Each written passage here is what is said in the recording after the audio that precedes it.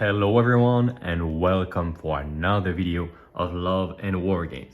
In this video, we are going to make the unboxing and the Tactica what to build review of the Khodynka Battlefleet set for the Russians.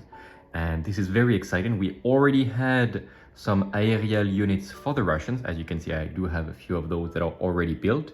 But this is the first time that we are going to get a Mass 3 flagship. And yeah, this is very exciting. The Khodynka looks amazing in the picture. We'll see how it actually looks like. There are a few different variants. I will talk in the unboxing quickly of the rules, but the Obat is not yet released as I record the unboxing. So I will not tease too much. I have some information because it's been revealed to the war hosts. I will, though, in the second part of the video, tell you all the truth about the rules and give you all the crunchy details, because by then, when I record the second part, it will be when the Obat is released.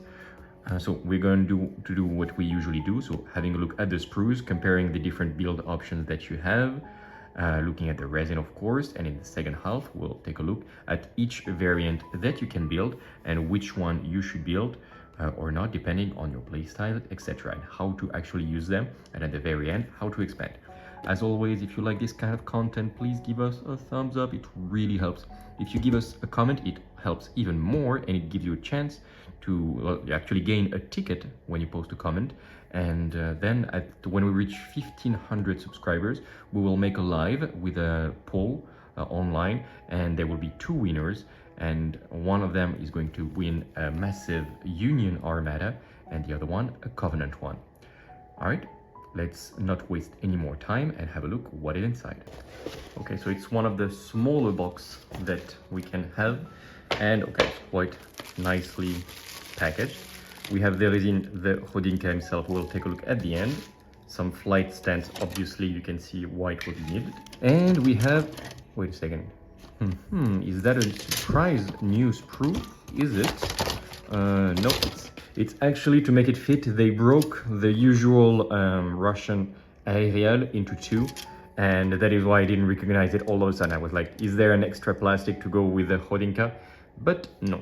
So you're going to get two of those aerial sprues, like I think they're called advanced sprues for the Commonwealth. As you can see, you have enough to make with each sprue a little hovercraft, so you will have two hovercrafts in total. Mine, I made the basic version, the Yak, which is a boarding / landing vessel version. Very good, I like it. And you also have in each sprue, where are they? Here you can see a little bit, those escort tokens. So 2 per sprue means you're gonna get 4 in total. And those are the adorable nickel escort tokens for the Commonwealth. Also little hovercrafts. Do note that these little guys are going to get painted to a higher standard, thanks to Karun, the painter who is making right now our French, because I want to keep only a few fleets for myself for the channel. The other ones I'm making them one through the giveaway, etc. So I want them to be as high quality as possible. The last thing you will be able to have through these sprues, and you can see the drill here, are going to be the airships. So there are 3 airships that you can build. One of them is the Irkutsk with this giant drill, which is basically the one that I'm holding in my hand, except it has a giant drill in the front instead of all these guns. Right? This is the Tunguska. So this little guy, okay, I'm gonna drop the turrets. This little guy is basically a Kutsov. It is a flying Kutsov, if I really sum it up. It is aerial. It has some funky rules, especially some combos. We will talk about it in the what to build, but it has some very nice mobility tricks if you want it, or it can just be rail sniper, because of course it's aerial, so you can see above the islands. And yeah, just love the appearance with these shields on the side. Like probably my favorite aerial unit, and I'm really excited to see what the Khodynka will look like next to these guys. Do note that they can be in squadrons of 4, so if you buy 2 Khodynkas, or if you already had some aerial units, you can absolutely make a big pack of 4 of those guys. First of all, it's gonna look amazing, and second of all, it's gonna pack quite a punch. Another variant, if you don't want to build the Tunguska with the shields or the drill for the Irkutsk, you can use these Katyusha rockets and build the Saransk. The Saransk is probably my favorite in terms of gameplay because it's everything I like. It has extreme range firepower, quite good with the rocket barrage, very well. It has a little bomb, I'm not sure where it is, I think maybe this is the bomb actually. Furnace Cascade as they call it, very good. So that's fun as well as counterpunch, and it's also a great boarding ship. Something that I love as well, and it boards with this little Russian berserker as the, oh, I don't remember the name, I will check. But it has some angry Russian berserkers that can jump on enemy ships. And finally, it has heavy escort, which means that it will protect ships around, like all the things that I like in the gameplay, extreme range, boarding, and heavy escort all in one ship. What is not to like? And it also has bombs. I'm not such a huge fan of that, but why not? Really, really highly recommended. It's such a great tool in the Russian toolbox. And yeah, just love this little guy very much. About the hovercrafts, one thing to say, you can have the Yak, which is this version easily, as you can see here, with 2 guns. You can have also the Giyena, which is the version where you will use the Shockwave generator on the head. Yeah, as you can see, there are 2 citadels here, one of them with a Shockwave generator and one of them just being a command center. And if you use the Shockwave generator here, it is going to be a quite potent little like template dropping ship. So that is a good way. The one thing that is not there at all, unfortunately, still now, is the Zubr version, which was the one with rockets on the side and also rockets on the citadel itself. And unfortunately, it's still not on the Prus. Let's have a look on the resin, first of all, for the Khodynka, but also to see if there is maybe a way to get the citadel of the Zubr. Okay, so you do get quite a lot. I will show you one by one, so you will see like it never stops because there is a lot of stuff. You have the hull itself with the U type. That's a nice, huge generator, like reactor in the rear.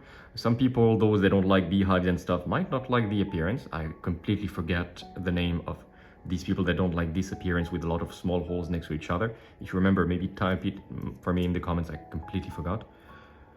Citadel on the top, some shield on the side, and some turrets here and there. Okay, this is the base, this is really the hull, but you will be able to paint it quite nicely with all of this. You can see there is a lot of details. I am sure that Karun, our painter, one of our painters for Dystopian Wars, will have a lot of fun with this. You get one head, the front, this is for the actual Khodynka, so it looks a little bit like, I don't know, a train or something. This is going to be the head. It's a bit weird that it has this shape, I would say. Looks more like something a skimmer would have, but okay. Some heavy torpedo salvos, of course. We will talk officially about the rules at during the Tactica, but yeah, it's basically a flying Borodino, this little guy. And yeah, heavy torpedo salvos are, of course, part of the package. You get no less than 5 heavy gun batteries in resin. That is interesting. Because they are not on the advanced sprue. That's right. And if you want the Khodynka, he has those little weapons as default. So of course, you do need to have them, of course. The sad thing that I realized is that you don't have railguns in the advanced sprue.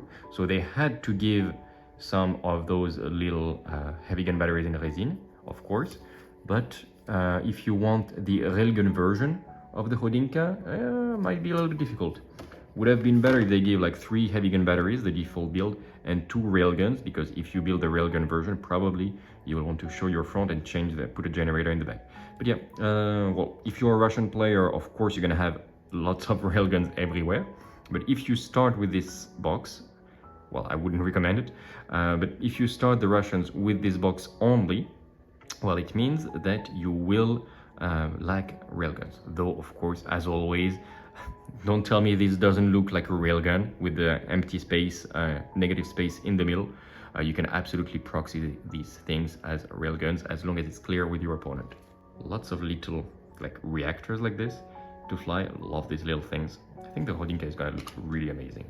Even more stuff like little engines, and oh, those are bombs. Okay, so those are the Furnace Cascade on the side for some of the variants we'll see in the Tactica. But yeah, so this is not to drop the berserkers, this is absolutely the Furnace Cascade, the bombs, because the 3 variants of the Mass 3 Aerial Heavy Cruiser do not have any of them berserkers, unfortunately.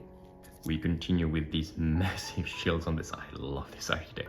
Like the style of the Russians, and especially the Russian aerials, is so cool. Like, just look at this. Like, it looks like the Disney logo a little bit though, or a head, like this little creature in the Ice Age.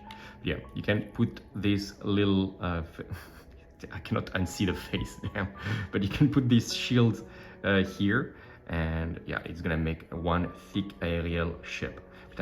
And a Russian air fleet fighting with a French Levant fleet is gonna look insane on the table. If you make demo games to try to get people to start dystopian wars, French Levant, Russian aerials, that's the way to go.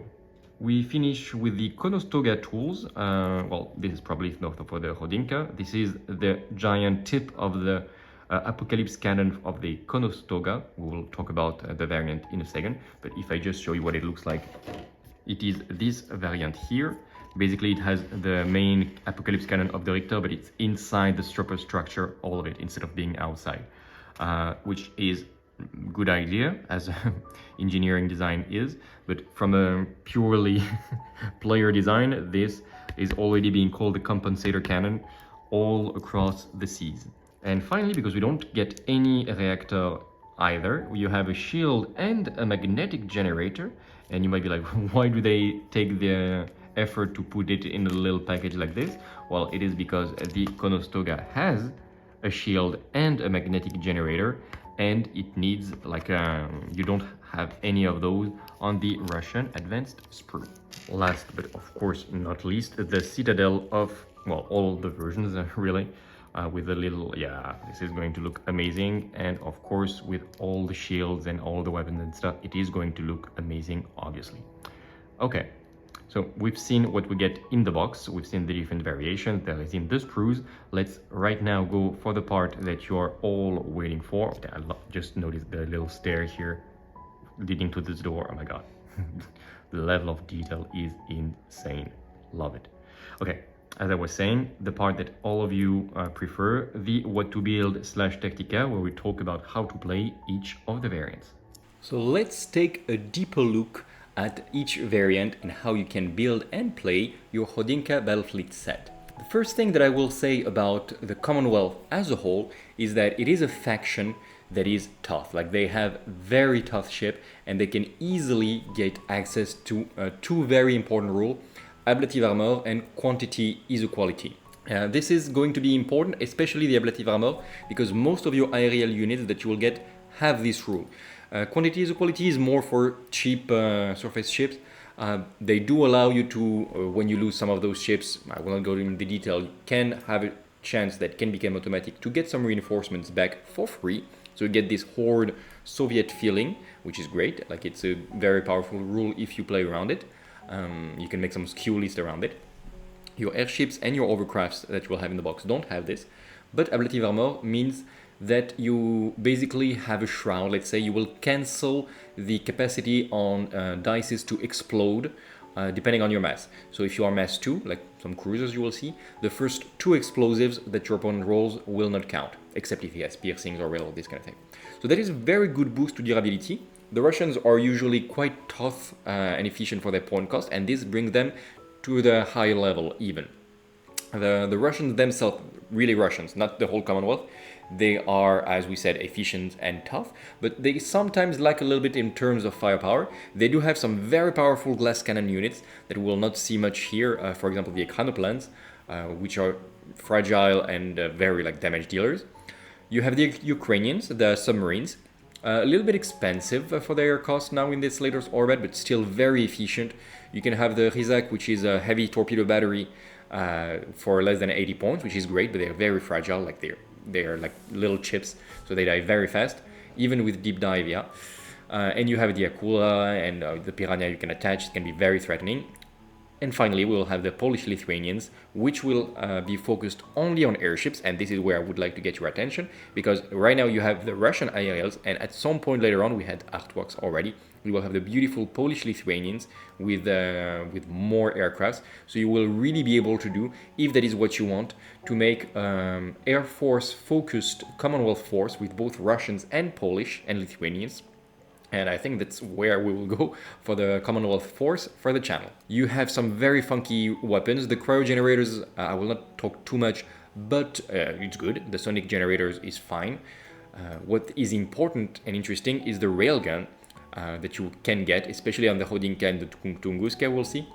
It's a 40-inch range weapon that can shoot exactly at the same powerful capacity at any range. So at point blank, extreme range, everything in between, you shoot the same. And you have the -2 the enemy citadel, very powerful.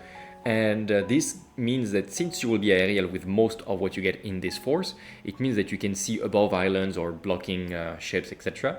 And you can just snipe out any enemy with 2 out of the 3 variants of the cruiser that you can get. You have a 40-inch, potentially, depending on the weapons you put, 40-inch range threat that your enemy will have very much trouble to hide from, and that is great. That is great for the Commonwealth.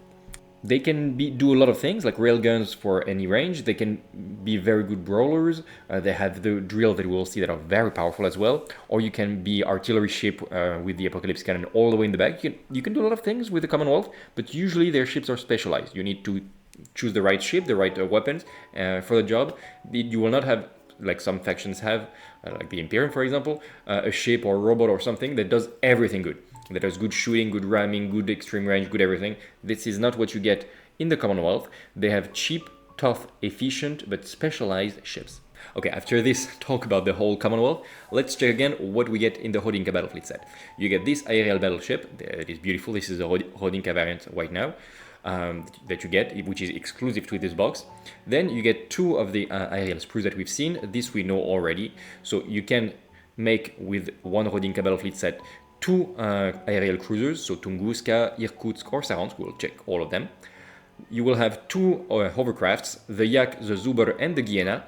Disclaimer, they don't put any more that you can build the Zubr in the building instructions because you need a specific hull that is not present there, but it's such a small detail. Like it's literally, I don't know, the size of a nail when you cut it. Like this is the size of the detail that is missing. Like you would not even see it on your model when you undercoat. Like you really need to paint it to see it. So I will say you can proxy it as much as you want because at some point the details are so small between the variants. You can make the Zubr if you want, and I will tell you it's quite a good ship, so we'll talk about it. And finally, you have the Commonwealth escort tokens, which are very cute, quite large for escort tokens, but the hovercrafts are very large from S1 as well. And yeah, the Commonwealth does love its escort tokens, and it has lots of flagships and even squadrons that can get them, and they can go to quite high levels, so that is great, especially when you are point blank and you shoot with railguns, then every dice counts. Okay, we will start with what is probably my favorite ship, maybe of the entire Commonwealth in terms of appearance. I absolutely love it. It's the Khodynka Heavy Skycruiser, and boy, first of all, it looks amazing, and it looks very efficient. It is, if I were to sum it up, I would say it's a side grade on the Borodino Heavy Battleship.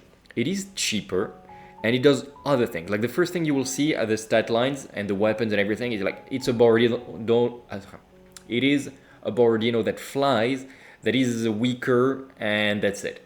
But no, it has some very interesting things. First of all, it's weaker than a Borodino. It goes to armor 7 instead of 8, which is hard. You can put it in low level strike, we'll talk about it in a second, to reach for 1 turn armor 8. Okay, fine. Citadel 14 hurts for a ship that will be exposed, but it's okay. And compared to the Borodino, you have less hull point, less for everything. And finally, you lose the cryo generator, which is a big hurt. It's a big part of the damage dealing of the Borodino. And finally, you don't have the perfect weapons arrangement because you have 2 heavy gun batteries to the front, 1 to the rear, which would not be such a problem if you didn't have vulnerable stern, which means you don't want the enemy to see your rear. You want to use your broadsides because you do have heavy broadsides and you want to use all your firepower. But having vulnerable stern means that if you overcommit yourself and your enemy can go on your flank and go behind you, it's gonna start to hurt a lot. So a little bit harder, like quite a bit harder to play than the Borodino actually. Borodino is like pointed at the enemy and make it charge. This Heavy Skycruiser is not the same. It does have something for him, first of all. It is aerial, can be a blessing, can be a curse. You will see all the enemies above islands and stuff, but it also means that they will see you. It's a bit harder to be a brawler with the Khodynka because they will see you coming and charging and they will shoot you well. If they have only point-blank weapons, good for you because you are aerial, you count one range band further, but yeah, you're not that tough, so that is difficult. The Khodynka though is very good as a sniper, so if you stay all the way in the back with 2 or 3 railguns, try railguns, maybe put a generator in the rear if you want to just point your front to the enemy so you can just focus your railguns and your heavy torpedo salvo that you have. That is a very good thing. The thing that it has as well on top of the Borodino is threefold, actually, fourfold. Like you have 4 things better than the Borodino, which starts to be a lot when you pile it up. You get command code. Great. It means that you get a full reroll once per turn. That is actually good. Like full reroll, we like it very much, especially when you make a big dice pool of railgun attacks or something like this. It can be on you or on a unit around. Great, because we will see later with what you want to make him a deep strike. Deep strike, you heard? Yes, because this thing has strategic withdrawal, and that's it. And you're like, oh, but that's it. Strategic withdrawal, as a reminder, means that you can, at the end of the turn, teleport back into reserve, and that's it. That's what the rule says. It does not have inbuilt anything to allow him to come back reliably on the terrain. So maybe he will arrive turn 1, do his actions, go back in reserve, and never come back, because you will have bad luck on the dice. However, and this is where I want you to start to think like, oh, that's interesting. If you put it in a Commonwealth faction battle fleet, if it is your second battle fleet, so it means you need to have another force somehow that will be a main battle fleet. If you do this, then the Khodynka Heavy Skycruiser will gain the strategic reserve rule that allows him, when he's in reserve, to always, if he wants, make red dice for his roll. So if you have bad luck, you can say like, yeah, it's a hit. If you do this, it means that starting on turn 2, which is when you want to arrive anyway, you can automatically come from reserve. And then it opens an entirely new gameplay for the Khodynka, which otherwise would be just a sniper. It means that you can arrive turn 1, maybe shoot your railguns if you have, torpedoes, okay? Leave turn 1 with other units that will do the same. We'll see that in a minute. Spoiler, it's a Tunguska. You will arrive on end of turn 2 in the rear of your opponent, start to shoot around, and then end of turn 2 you go back in reserve and you will start to teleport around. Actually, I think you need to be the first to deploy. Anyway, you will start to teleport around at the end of each turn. You will always shoot at cripple, so that is a big drawback. Be careful. When you arrive, you will shoot at cripple, but better to shoot at cripple and run away than to get countered and die. And when you start to soften enough the enemy, you don't need to go back in reserve anymore, and you can just stay where you are and start to shoot. It's great to take objectives, though be careful, you don't have an expected arrival. You cannot arrive anywhere you want on the map. So you are going to be very annoying. You're quite tough. And yeah, it's just a great combo. Like, I have nothing much more to say except that, yeah, this works really well. So, command codes, teleportation, like this little trick. What else do you have on top of the Borodino? You have flag barrage 10. This goes more with the sniper area, because if you stay all the way in the back 40 inches, your main threat is going to be, for sure, the enemy SRS token. So it is good if you plan to have a sniper Khodynka to have maybe a magnetic generator in the rear, always good. Even though if you target yourself, you will get a disorder because you are aerial, some rule that we sometimes forget, but it's gonna help probably. And especially you have flag barrage 10 anyway, which will help a lot. Statistically, you will almost remove 2 SRS tokens, but sometimes you will spike higher, sometimes you will not. But it means that your opponent will really be like, do I want to send my 4 SRS from my aircraft carrier on this guy, knowing that maybe half of them or maybe more will die? Yeah, if your enemy has 50 SRS tokens, then yeah, well, he's gonna die anyway. But it really helps on normal games to keep your opponents in check. The last thing that I will say for the Khodynka, and I'm talking way too much about the Khodynka, let me know in the comments if I make too much detail on each unit, or if it's okay for you, or if you would like me to sum it up like in 30 seconds each unit. Let me know in the comments. The last thing that it gets is Tracer Fire. It's one of the new unified rule. Tracer Fire is the rule that now allows you that when you shoot with a weapon that has a quality, so here when you shoot with gunnery weapons, which tri-railguns are gunnery weapons, then you will reroll blank. Like all the time, you can make 3 different attacks and you will reroll every time. So quite different from focus fire and this kind of thing. It means that this guy is really good at popping mass 1 or mass 2 aerials, because then you just show him sideways, 3 railguns, and each railgun will shoot 9 dices rerolling blanks. If your enemy has aerials mass 1 that are Citadel 12, yeah, you need a little bit of luck to kill them, but it's possible. You can make 3 times, like 3 attacks, because it's going to be 9 dices each time. Even if you shoot at mass 2 ships, -1 Citadel, 3 attacks, rerolling blanks, like that's going to start to pile quite a few damage, and you have a chance, a really non-zero chance, to make 3 critical hits on the enemy. Like, that is going to be great. So this guy, if you put him as not as a teleporting nuisance, but as a tri-railgun sniper, it will clear the skies for you, for sure. Overall, I'm very happy with the Khodynka. It's 235 points. It is still fragile. I say a lot of things about him that is very good. It is still fragile-ish. It is not that insane firepower either. I don't think that it will clean the entire enemy fleet, but for the point cost, I think it is quite efficient. Probably my favorite version in terms of gameplay, because I love the appearance as well. And yeah, if you don't know what to build with your set, 1 Khodynka, 1 Tunguska, and then see whatever about the rest, is always going to be a good fit in any Commonwealth force. Okay, something much less subtle now, the Krasnaya Heavy Skydrill. Krasnaya meaning red, and yeah, you will paint this the seas red with this little guy, because as you can see, it has a giant drill, and the thing, it has the terror from above rule, and I can see why, because if you're on a ship and you see this giant thing dropping from the sky with its drill charging right at you, I would be terrorized as well.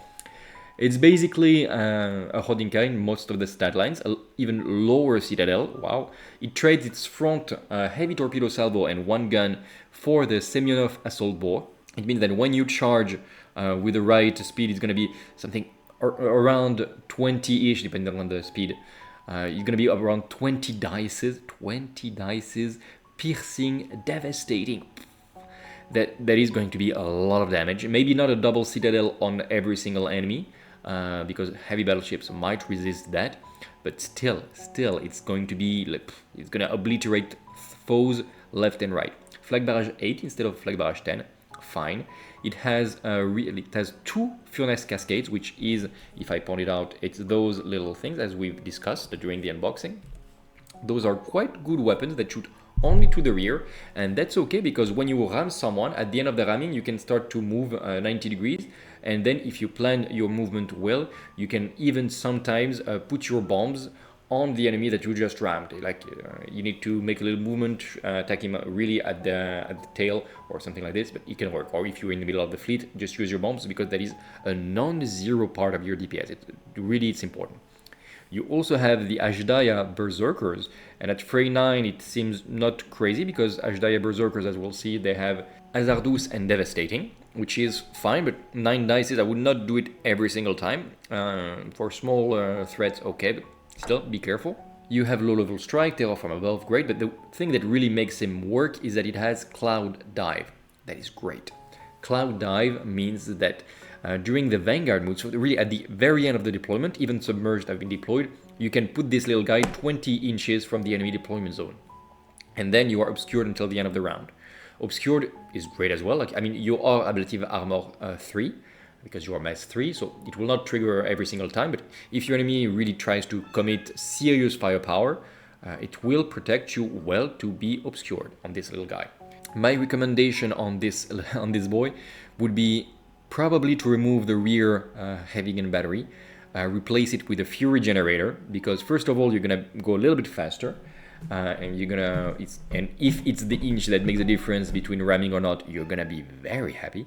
And it also gives you +4 dices for the boarding, and let me tell you, Frey 9, Frey 13, especially when you have Devastating, it's not at all the same thing. So overall, I quite like the Krasnaya for 230 points. I will probably try it at least once on the channel. We'll see how it goes.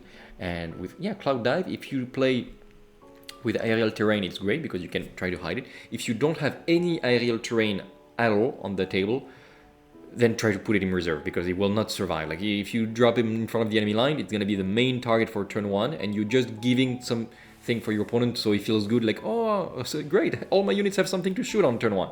Yeah, that's not what you want.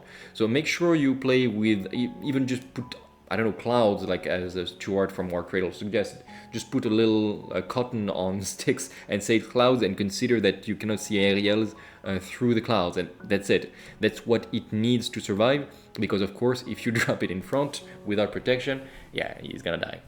Last, but certainly not least of those heavy cruisers, is the Konostoga Heavy Skycannon. There are three things just to say. The first thing is that it has an incredibly low citadel, because it's all guns and munitions. Citadel 11, this thing will get criticals left and right. It is basically a flying Apocalypse cannon, which is the cannon that we know from the Rikhter. So that is the first thing to know. It can shoot only from closing range, so not at point blank, because then the enemy is too close. It is a great weapon, 22 dices flat with terrible support value. Gunnery, so be careful about that. It's mostly it's not good to be gunnery most of the time. Devastating, this is good. Extreme range, so you can shoot it up to 40 inches. Great sniper. And hazardous, great. This guy is tougher than it looks though against some weapons. Citadel 11 is terrible. You would say like, yeah, it's made of tissue and it has 6/6 hull points. Terrible. It has a shield generator though, which combines with armor, ablative armor. Great. And a magnetic generator. So again, good against SRS. You don't have flag barrage, so you will need this. And be careful, because when you trigger it on yourself, the magnetic generator, to try to kill some SRS tokens, you get a disorder. So overall, 235 points, good artillery, vulnerable against many weapons. So a little bit, quite a lot actually, more of a glass cannon than the Rikhter. The Rikhter is tough, it has other weapons. Just a big anchor that is very hard to deal with. The Konostoga is surprisingly vulnerable. Like, I mean, it's a giant cannon. Like, it looks ridiculous, this weapon, like this unit. So, and you can imagine that it is fragile. So yeah, it will not hold at all under enemy fire. So be careful with it. Really keep it far away from the enemy, so you can benefit from the extreme range. It's an Apocalypse cannon. So when you get crippled, and it will happen fast if you're not careful, you gain the limited quality on your Apocalypse cannon, and let me tell you that if it happens to you, and it can happen fast, you will be extremely sad. I used to be of the opinion that limited is not so bad. When it happens to you, and it happened to me recently, it hurts, and since it's your only weapon, try not to be crippled. Good tips to win the game. Now we arrive to my favorite unit of the Skycruisers appearance-wise, the Tunguska Skycruiser. It finally, in the last update, got the flag broadside that were there, and you were like, but it has flag barrage, where are the flag broadsides? And actually, no, it lost flag barrage, okay. Well, it has it visually, the flag barrage, so it gained its flag broadside on the profile. It's basically a weaker broadside that is very good against the aerial unit. Great. The Tunguska, we'll talk about the profile in statistics. It has armor 6, good. Citadel 11, not great. 4/3 hull points, not great either. Ablative armor, good. So pretty much a much more expensive Kutsov. Less Citadel, less hull points, but it's aerial, again, depending on how you play it, can be better, can be worse. It has linear dash if you want. Most of the aerial units have it. The two things that really sets it apart is tracer fire, actually. Gunnery, so the same as what we said about the Khodynka, helps your heavy gun batteries, helps as well your tri-rail guns if this is the way you want. Vulnerable stance, so it's even weaker, so be careful with that. It has low level strike though, so you can try to hide it turn 1 if you want. That might be a good way to do it, like hide it very much and just deploy it at the end of turn 1, and because you know you're gonna have railguns anyway probably, and you're gonna go in teleportation later, so good way to hide. And while you are in low level strike, you have +1 armor, so you're gonna be armor 7. Starts to be good, but armor 7 Citadel 11 means your enemy will try to commit to reach your Citadel every single time, so yeah. The second thing that makes it very interesting, on top of being a rear sniper, is that it has attached unit Russian flagship. So it can only attach to units that have the same position trait, so aerial, but it is purpose made to go alongside its bigger brother, the Khodynka. So you're gonna have the Khodynka that is gonna do what we said, teleporting around or being a sniper, and you're gonna have a Tunguska, which for 119 points, because you're probably gonna get him a tri-rail guns, you're gonna have a little boost with a little bit better broadside, 2 more weapons, and that's it, but that's already good, for 120 points. It is going to help for the boarding as well if you want to do that, and it can do both things. If you keep the Khodynka with its flag barrage in the rear to snipe, Tunguska adds some more firepower, and if you want to teleport your Khodynka around, it can teleport at the same time with strategic reserve and just start shooting around. Great. Other than that, it has tracer fire as well, so it will also always reroll blanks.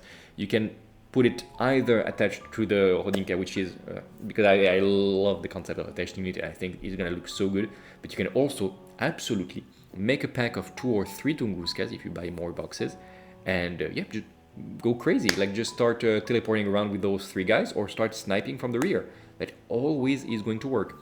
Overall, it is expensive, 110 points for the very fragile cruiser for the Commonwealth, but it's not as easy to play as a Kutsov, which anyway has quality as a quantity, or Sineus, or no. It's very easy ships to pilot, the Russian surface ships. This is a bit harder and a bit unusual for the Russian players because it will require carefulness when you play it, otherwise you will get punished very hard by this. So be careful how you play it, but it will raise your skill cap.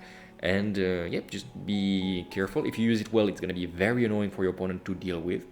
If you are not careful, he's going to die surprisingly fast for a Russian ship. Talking of things that will die fast, the Irkutsk Skydrill, basically a smaller Krasnaya with flag barrage 7. Okay, interesting, quite good actually. It has almost all the same stats, everything. Same Semyonov assault bore, which makes me think that many times you will maybe want 2 Irkutsk for the point cost rather than 1 Krasnaya, because then you can make 2 ramming actions, which is one of the main source of firepower. Compared to the Krasnaya, it gained hydrophone relay, which means enemies cannot be obscured within 10 inches of the Irkutsk, especially good when you play with the Fog of War rule. It has Cloud Dive as well, all the same, Terror from above, very good, Vulnerable Stain, Hammer Sweep as well, like all the things that we know and love. It does not have Furnace Cascade, be careful. It does not have the Berserkers for the boarding, be careful as well. So it loses the bombs, it loses the great boarding capabilities, but it gained hydrophone relay, and it's half the price. So Irkutsk is really focused, it does one thing, ramming. Cloud Dive, you hide it, you ram something, that's it, that's all you can do. And you have a flag barrage to try to help you as well. That's all it does. Same as we said, hide behind the clouds. The Krasnaya does more things. It does not have hydrophone relay, but it will ram. It will have a Fury generator, so it will have great boarding as well, and it will be faster even. And it has 2 Furnace Cascades, which is great. So it depends on what you want to do, it depends on how you want to build your models, because maybe you will build a Krasnaya and you will build some Tunguska or Saransk. Maybe you will buy a Krasnaya and then you're like, okay, I have this ship, I don't need the Irkutsk anymore. Or maybe you will be like, okay, I want all the drills because I have a theme, and I want the Krasnaya and 2 Irkutsk that are going to be in Cloud Dive. I'm just going to ram the enemy turn 1 and tell him like, okay, deal with me now. That works, that can be fun as well. But I hope you found the difference, I explained well the difference between the Krasnaya and the Irkutsk. You can have one or the other or both, it depends, they don't do exactly the same thing. I like them both. I think I will have one Irkutsk in my collection just in case, because sometimes you will build almost no aerial force in the Commonwealth, but you will want to put pressure turn 1 on your opponent, and just one little Irkutsk, even if it's your only aerial, hidden behind a cloud or behind a huge mountain or floating island, is going to make your opponent really make his deployment in a very conservative manner, because he knows that after he finishes deploying, you will have Cloud Dive, even with just this very cheap 118 points ship, and he's going to be like, okay, where do I deploy so it cannot ram me turn 1? So just having one in your list, one little guy like this, is going to cause headache for your opponent. So that's why it's always good to have one in your collection. And finally, the mighty Saransk. Oh, how the mighty has fallen. It used to be one of the most broken units of the entire game. We never made a battle report with this guy while it was broken. Well, we made the Siege of the Twin Towers, the massive 40,000 points game we recorded. These guys were insane. Like, they were way too strong for their point cost. Like, they costed 118, they were worth at least 150. They were insane. You heard me talking about them in the unboxing, which was recorded some weeks ago before we had the new Orbit. And at some point we were talking on the beta version, and I was like, yeah guys, like we cannot keep the sounds like this, like it's just way too much the best option. So it got nerf after nerf after nerf, and now it went from absolutely broken to just a very good unit. Like, it's still very good, even after everything. It got more expensive. You can still take it in packs of 3. One of the discussion was to consider it artillery ships or only 2 ships, but no, you can still have 3. But it lost heavy escort. Hurts. It lost bombardment, or the capacity to have +2 dices and rerolling blanks on its weapons. Oof, that is a big hurt as well. And that really transforms it from a ship that was doing everything really good. Like, it was great at everything it did, and it had way too much firepower, to a ship that is a little bit more expensive and is just purpose-made now to be in a pack, to be an aerial artillery ship that has Katyusha salvos, but is not literally the best way to bring a Katyusha on the table, because, for example, Ekranoplans will have this reroll of the blanks still. Katyusha is still an insane weapon. Like, if you see the stat at the bottom, it's like 9-4, aerial sustained extreme range. What the fuck? And you have 2 per Saransk. So it is now a very good artillery weapon. Be careful, it is limited as well. So probably my recommendation would be to put it with a Presidium actually ship, which is a very good ship. We will talk about it in how to expand, which will allow you to remove this limited. Because, little spoiler, we made a battle report where I had a ship that had only 3 real weapons, 3 Katyushas. First time I shoot 3 blanks, no weapons, great. So be careful, put this guy with a source of a supply depot. It's important. You will thank yourself in the future. Other than that, it has flag broadside, flag barrage 7, good, and 1 Furnace Cascade, which is a good weapon, but again, only on the rear. Not sure you will use a lot the Furnace Cascade, though 3 Saransk are going to be in the rear. It's going to be flag barrage 21, great. You're going to have an insane artillery firepower with this, like it's going to be 6 Katyusha salvos, like very good firepower, great as well. It is fragile, so stay all the way like 40 inches to benefit from your extreme range.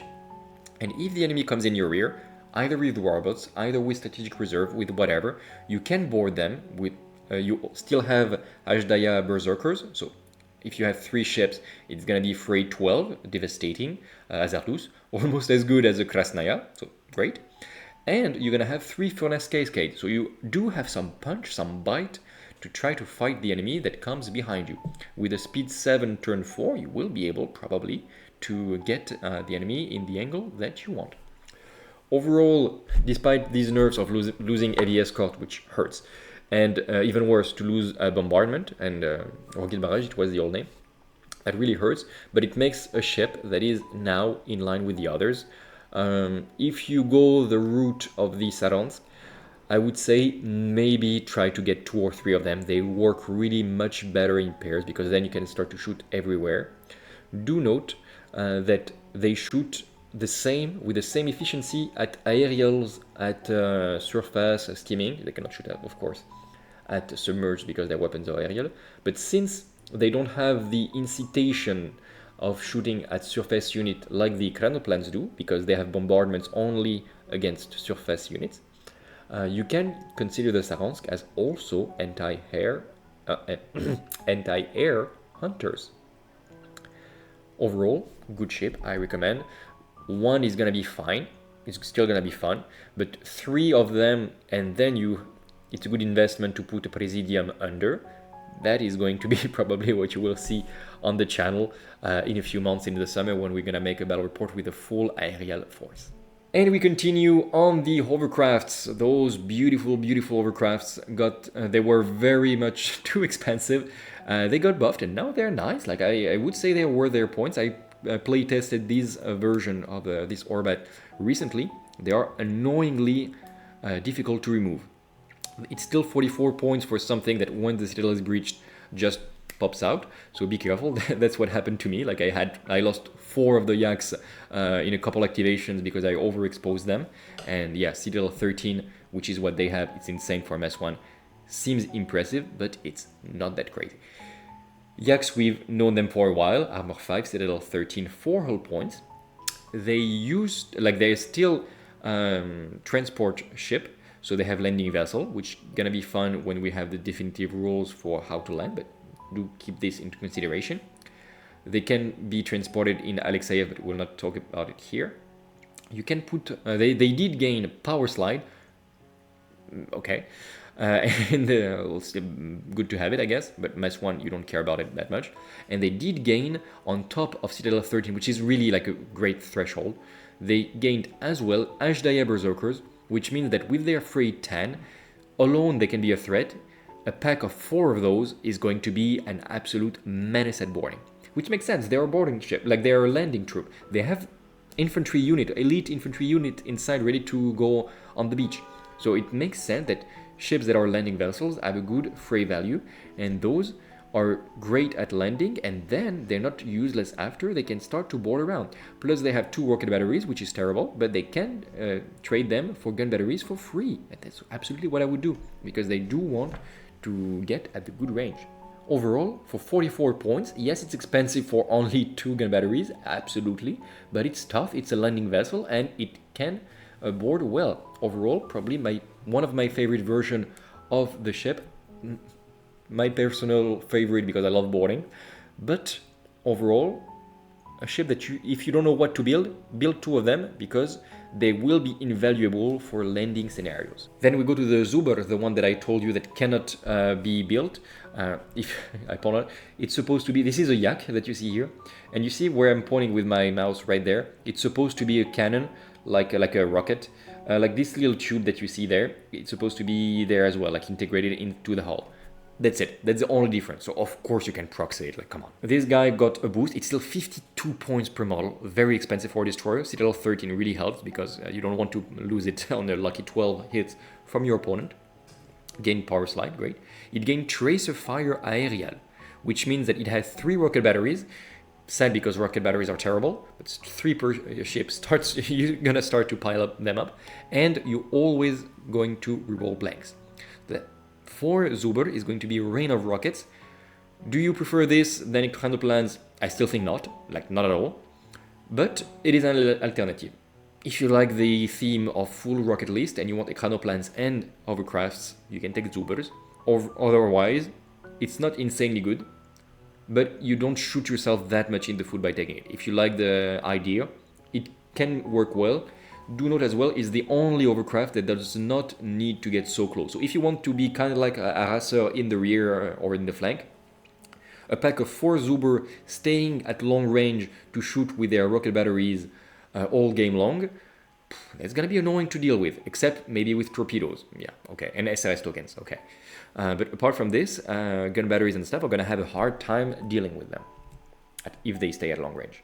I would also like to point out that it's one of the first time we know the crew of the ship, 54 crew in the Zubr. We had the news for the, because I keep asking, for the Rurik, the Kutsov and the Borodino, and now we start to have the crews of some ships. Just having 54 people to man this ship, that is a Mass 1, it gives you an idea of the scale of the conflict of Dystopian Wars, and I love it. Last but absolutely not least of the frigates, the Giyena Shockwave Hovercraft, probably my choice of competitive ship, because it's basically a Yak, so 2 weapons, 2 rocket batteries that can become gun batteries for free, okay. It does not have freight 10 but freight 8 without berserkers and without landing vessel rules, so it's pure DPS. You can see that it trades its Citadel here with a Shockwave generator, which is gonna make a Shockwave pulse, and this is where the power comes from. For 45 points per model, you really want the Giyena to get a pack of 4. You don't want to play them by 2, for sure. Because if you play them by 4, while you have at least 3 ships in the squadron, so you lose 1, it's okay. While you have 3 ships in the squadron at least, you can make a large torrent with the Shockwave pulse, and it says point blank, but you can target enemies within 15 inches. As long as the template is wholly within 15 inches, it is going to be fine. So it's a quite long-range torrent weapon, and it's kind of like, let's say, an alternative to the cryogenerator. It's powerful. Like, I don't know how to say it otherwise. Like, it is going to be 18 dices, Hazardous. It used to be sustained and got nerfed, but 18 dices in a torrent. This thing is going to eat other Mass 1s for breakfast with a torrent, for sure. And that's just one weapon. Then it still has its gun batteries or rockets or whatever you want to put it there, like a railgun, maybe not. But yeah, it's just a great ship with very good firepower within 15 inches. Other than that, it's expensive. It's a great alternative to the Yak, probably the strongest variant of the hovercrafts, and it teaches you to play with the Shockwave generator. So yeah, overall, very good, powerful unit, very thematic with these sonic weapons that we know the Russians love.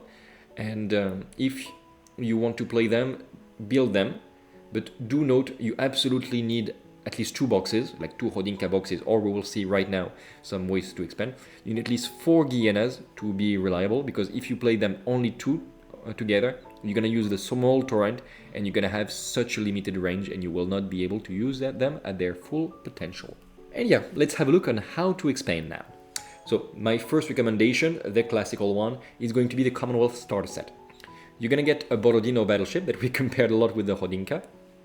You're going to get, so we talked about the Borodino, you know how cool it is, you can see it using its cryo generator right now. It has a few great naming variants. The Kiev, if you want to lead some Ukrainians, whatever, not so great. The Partusov, which is full tri-railgun Borodino that has Fortunes of War, amazing ship, very expensive but very good.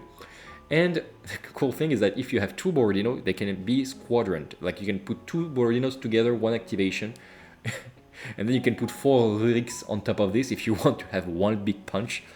Can work. Very good ship for the point cost. Very tough, again, for the point cost. If your enemy wants a Borodino dead, the Borodino will die. It will take a lot of firepower, but it's not invincible. However, for the point cost, it's gonna require an unreasonable amount of firepower to be sunk. And if you put 2 of them, it gets even worse. You get 2 Russian frontline cruisers, lots of great options there. All of them, basically. The Sineus is great, the Oleg with a Fury generator, amazing. Norilsk, great brawler.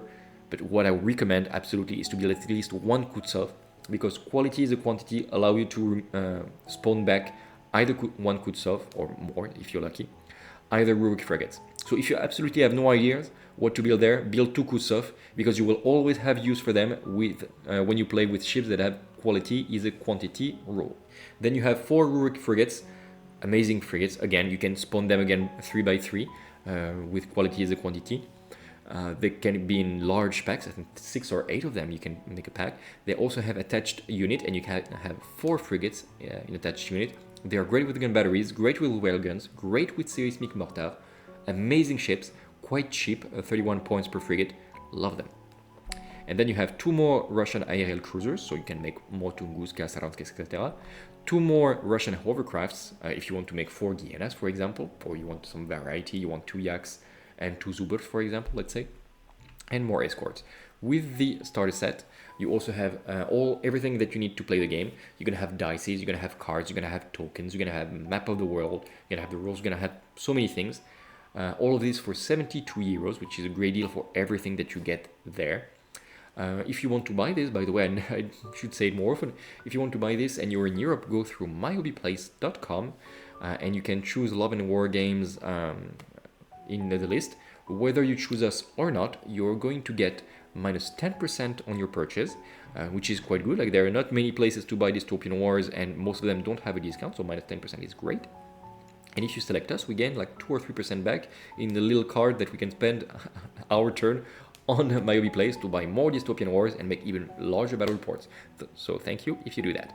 The second way to expand, and actually like it's almost could have been the how to expand number 1, is the Rikhter Battlefleet Set. I didn't put it number 1 because it depends on what you build with your first purchase of the Khodynka Battlefleet Set. You have 3 great variants for the Russian support battleship. The Rikhter, which is basically a surface version of the Konostoga. It is much tougher, much tougher, and it has some secondary weapons. But it's not flying. That is the main thing.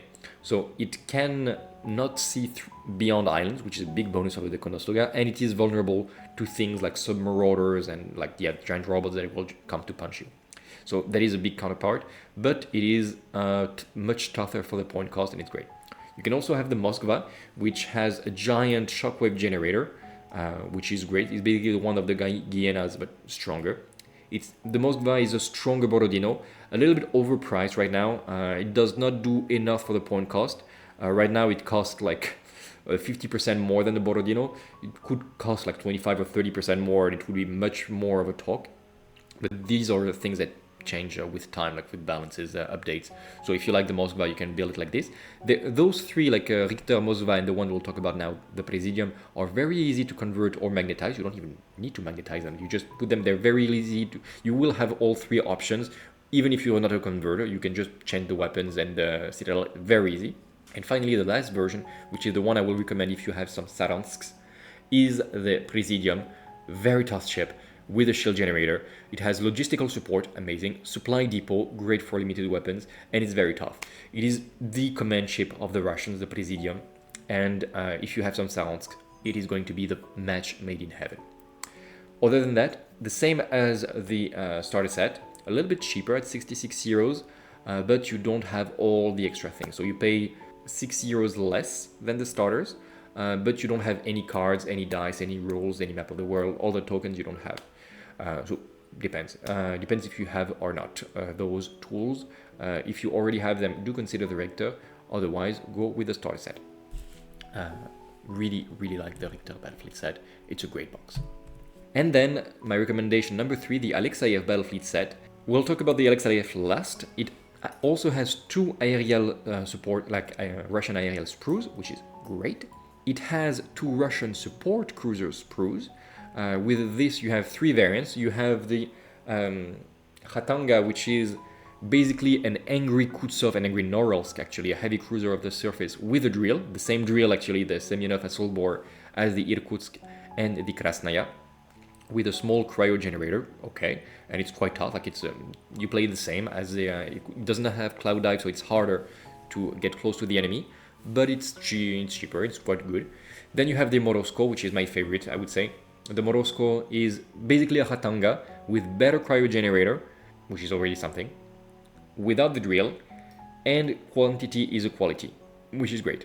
If you have 3 Moroskos, you can have the great squadron, which is called the 3 Bogatyrs, and those little guys, they're expensive, 450 points for 3 cruisers. You will not be able to make the 3 Bogatyrs just with this box, but if you plan to have a large Commonwealth force, do note that it's a named squadron. It can have escort tokens and everything. It's really cool, and you gain a lot of rules, including I think Devils Unlocked, like you have the equivalent.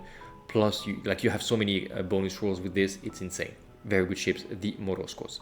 And finally, the Pravda aircraft carrier. That's all there is to say. It's the most basic aircraft carrier of the game, probably one of the most basic. You can give it to 1 railgun if you want. Yeah.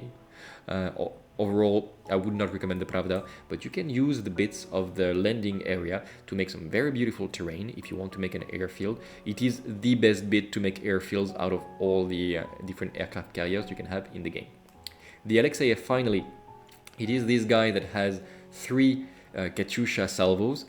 A little spoiler for the next battle report, but yeah, this guy that can run out of munition fast. It is extremely fast though. It can just sprint forward. It has landing vessels, so it can drop 4 tokens on any islands. It is good for bombardment. If it goes fast enough, it gains obscured, which it needs because otherwise it's extremely fragile, though it has a lot of hull points. And yeah, it can transport 2 ships, either 2 ekranoplans, okay, or 2 hovercrafts, great with Yaks especially, or Giyenas as well, but then you can only carry 2. I would recommend Yaks. You also have 2 Russian hovercrafts, you also have 2 Russian ekranoplans, the Stoletov that we know and love. It's the one that stays all the way in the back with the Katyusha salvo and torpedo and rockets, charges forwards, become obscured, and then is annoying to deal with and shoots well. It has bombardment ailerons, Katyusha salvos, great. And the Dragunov, which I never tried because it seems terrible. I think it's even more expensive than the Stoletov.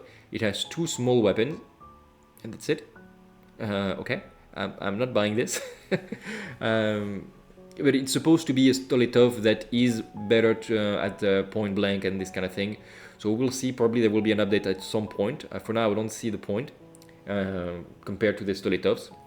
But if it in the next update, by the time you watch this video, they change the Stoletov, the Dragunov, do consider that it is supposed to be a great ship at point blank, and maybe it's going to be a ship that you want to carry with your Alexayev. Alright, that is going to be it. Oh my god, we are beyond 1 hour for this entire video. I am sorry for this such a long video, but there was a lot of things to say for this new Commonwealth Orbit update. Let me know if this is a bit too long. Let me know if you watched until the end, especially. Maybe I lose most people during the video. If you want me to make shorter analysis, let me know. I will make it shorter. If not, I will continue to go as much in detail as we always do. As always, give us a little thumbs up. It really helps us. Give us a comment. You gain a chance to win a Covenant or Union Battlefleet set. Not a Battlefleet set, an Armada. Like, there are many Battlefleet sets in each of these fleets. We will make the contest result in live once we reach 1500 subscribers, and it grows like steadily. I'm quite happy. Until the next video, take care of yourself, remember to subscribe, and remember to keep things fair in love and war games. Bye!